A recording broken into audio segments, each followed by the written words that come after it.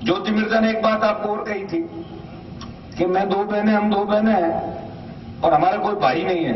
भाई कैसे नहीं है, हम है ना भाई सारे ज्योति मिर्जा के, आप भी भाई हो सारे। और मायरा एक बार भरा जाता है, कितनी बार मायरा भरते हैं अपने यहाँ पे? बाकी तो फिर छोटे मायर होते हैं एक आध और लास्ट में तो चुन्नी ओढ़ा की विदाई होती है परमानेंट। तो 2 मायरा भर दिए। 2009 में मायरा भरा और मैं और रूपाराम जी डूडी मायरा भरने के अंदर साथ थे दोनों। और 2014 के अंदर आपने 3.5 लाख वोट दे दी उसको। तीसरा मायरा नहीं होता भाइयों, अब की बार तो चुन्नी ओढ़ा के उनको ससुराल भेजना है। उनकी पीर में आवश्यकता नहीं। यहाँ बहुत सारे नेता है नागौर के अंदर जो अपने आप इस जिले को संभालेंगे। मैं धन्यवाद दूंगा भारतीय जनता पार्टी के केंद्रीय नेतृत्व को कि जैसे ही बात हुई उन्होंने कहा नागौर की एक सीट आपके लिए भारतीय जनता पार्टी छोड़ेगी, क्योंकि आप हमारे परिवार का हिस्सा थे। मैं पहला विधायक जब बना था तो भारतीय जनता पार्टी से 2008 के अंदर विधायक बना और मेरा परिवार उन परिस्थितियों में बीजेपी के अंदर था जब इस इलाके के अंदर बीजेपी बहुत कमजोर हुआ करती थी 1995 में से लेके और 2003 तक का वो संदेश अगर यहाँ पे सड़कों पे किसी ने किया भारतीय जनता पार्टी के लिए, अगर 302 के मुकदमे किसी में लगे, मेरा परिवार संकट के अंदर आया तो कांग्रेस पार्टी ने उस समय हमारे ऊपर सिर्फ इसलिए मुकदमे लगाए थे कि हम भारतीय जनता पार्टी का उसमें प्रचार करते थे। मैं कोई अलग नहीं था और उसी का परिणाम था, चाहे मदन जी सैनी हो, चाहे प्रकाश जावड़ेकर जी हो, चाहे दिल्ली के तमाम नेता हो, चाहे संघ पृष्ठभूमि के राजस्थान के तमाम नेता हो और आसपास के इलाके से लड़ रहे हुए सारे भाजपा के जो कैंडिडेट है, चाहे जोधपुर के हो, चाहे बीकानेर के हो, चाहे राजसमंद के हो, चाहे सीकर के हो, चाहे पाली के हो, चाहे जयपुर ग्रामीण, चाहे टोंक सवाई माधोपुर, सबने एक ही बात दिल्ली के अंदर कही थी कि अगर हनुमान बेनीवाल भाजपा के साथ गठबंधन करता है तो लाखों आरएलपी के कार्यकर्ताओं की फौज भारतीय जनता पार्टी को बहुत बड़ा मदद करेगी, बहुत बड़ा सहयोग देगी। और भाइयों इसीलिए भारतीय जनता पार्टी ने एक सीट पे नागौर से मुझे उतारा। वैसे चुनाव तो बीजेपी लड़ रही है, आप देखो बीजेपी कितने जोश के अंदर है, अपना तो खाली चिन्ह टायर है उसके अंदर, मतलब मिलकर लड़ रहे। मीडिया वाले बार बार पूछ रहे थे कि एडजस्टमेंट कैसे होगा, हमारा तो एडजस्टमेंट वैसे ही है। आधे से ज्यादा बीजेपी वाला तो गठबंधन से पहले ही मेरे से मिलते रहते थे, मिलते हैं आपस में, एक दूसरे की मदद भी करते हैं। ये विधानसभा का जब चुनाव था मैंने 200 सीटें थोड़ी लड़ाई थी, मैंने 57 लड़ाई। और बीजेपी के भी अच्छे लोग अगर जीत रहे थे उनकी मदद करती मैंने राजस्थान के अंदर कई जगह, रोज कहता हूं इस बात। कांग्रेस की तो कोई एक आध जगह करी होगी, बीजेपी की 15 से ज्यादा जगह करी राजस्थान के अंदर मदद। और भाइयों मैं ऐसा व्यक्ति हूं जो झूठ नहीं बोलता। कांग्रेस ने अगर गठबंधन की बात करी तो कांग्रेस मेरे दरवाजे पर आई थी, मैं कांग्रेस के दरवाजे पर नहीं गया था। वो सीएम ने खुद आपके यहाँ पे कह दिया था कि हनुमान जी अब जीवन भर पछताएंगे। आप बताओ, मैं तो पछताने वाला व्यक्ति नहीं। मैंने 0 से शुरुआत करी।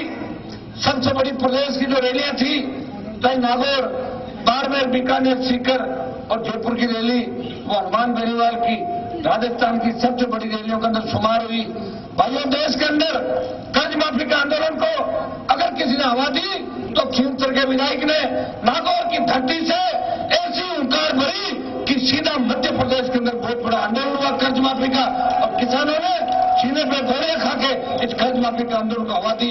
ये नागौर की धरती से जो ललकार और हुंकार भरी थी, उसी का परिणाम था कि दिल्ली और प्रदेश की सरकारों ने किसानों के कर्जे माफ किए, मुफ्त बिजली की घोषणा भी भारतीय जनता पार्टी की सरकार ने जब पिछली सरकार थी करी और स्टेट हाईवे को भी टोल मुक्त अगर किया तो हनुमान बेनीवाल और उनके समर्थकों के संघर्ष का ही परिणाम था।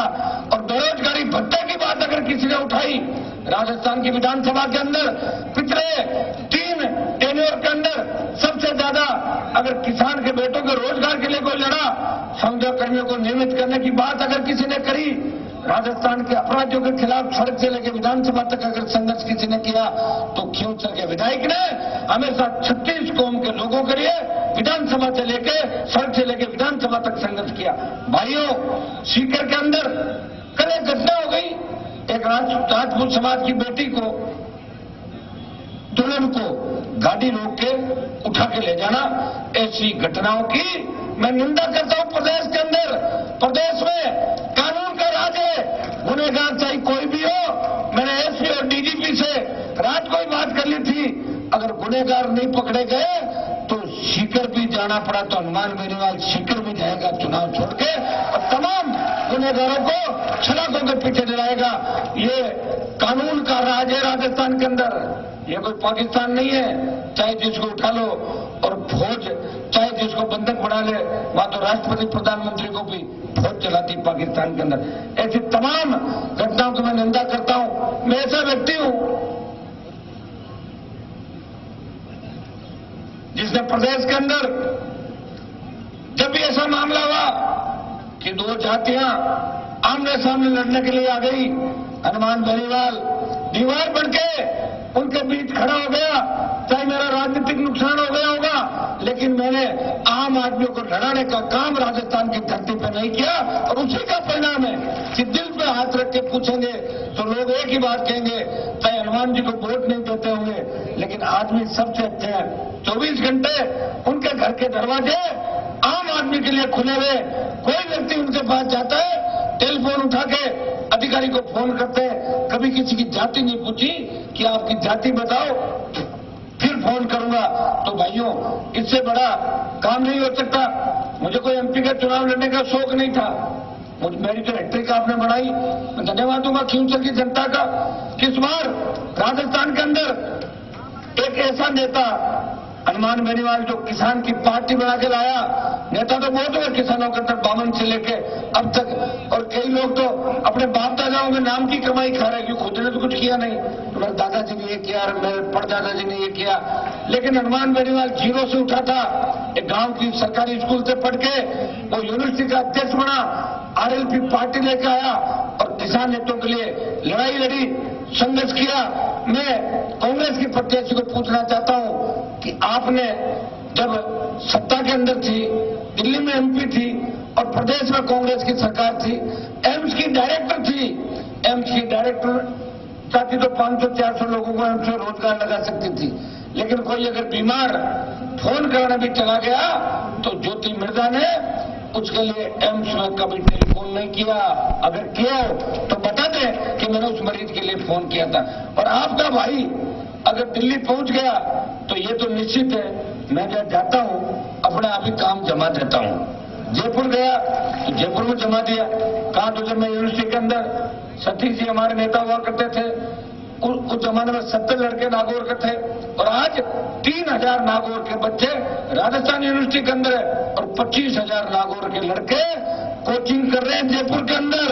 वो पढ़ के आगे बढ़ना चाहते हैं।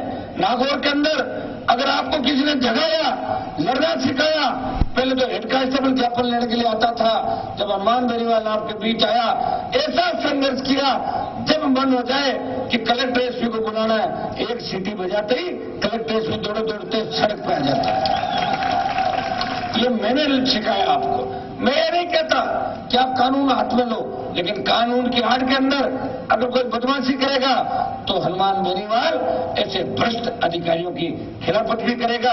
और भ्रष्टाचार के खिलाफ अगर सबसे ज्यादा मामले राजस्थान के अंदर उठाए तो खींवसर के विधायक ने भ्रष्टाचार के खिलाफ सबसे ज्यादा मामले उठाए। अब आवश्यकता है कि भारत मजबूत राष्ट्र बनकर विश्व के मानचित्र में भारत को उभारना है।